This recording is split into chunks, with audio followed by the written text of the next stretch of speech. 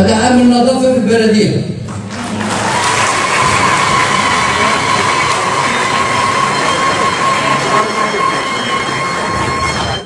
هذا المستفيد هذا هو كذلك كفيف من ذوي الهمم.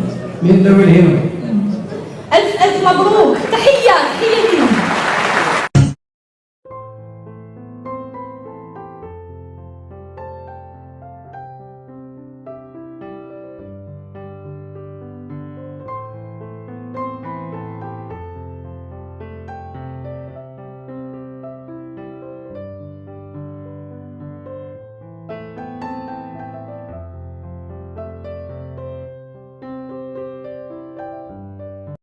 وتحياتها استبدوا ان شاء الله بحفظ التوفيق اليوم.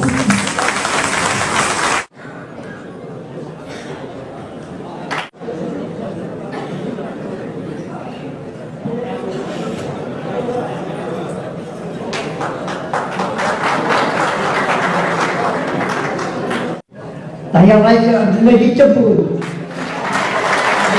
تحية الجزائر. مبروك عليك، ألف مبروك.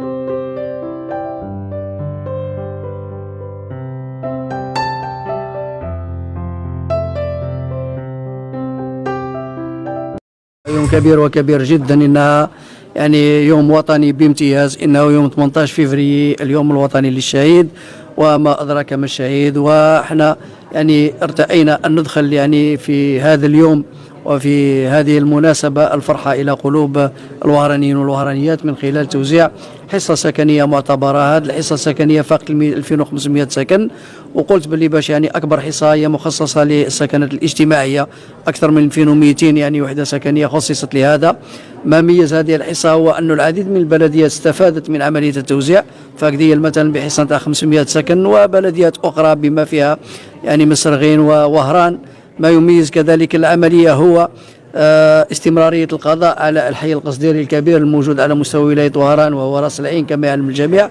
ففي الحصة الأولى 1300 عائلة استفادت وتم ترحيلها، وقمنا بهدم يعني هذه الأكواخ اللي كانت متواجدة على مستوى هذه المنطقة هذه. اليوم فيه 800 عائلة كذلك اللي راهي استفادت من هذه الحصة الثانية إن شاء الله، وسيتم ترحيلهم يعني في اليومين القادمين، وسيتم القضاء كذلك وتهديم هذه البيوت القصديرية هذه لتستمر بعمليات أخرى إلى غاية القضاء على كل هذا الحي هذا القصديري اللي يشوه جمال ولاية وهران، خاصة يعني على مستوى المدينة القديمة. فنقول باللي باش يعني الناس اللي استفادوا مبروك عليهم ونهنيهم، وكذلك يعني من ما زال الذي لم يسعفه الحظ في الحصول على سكن نقول له صبرا جميلا ان شاء الله.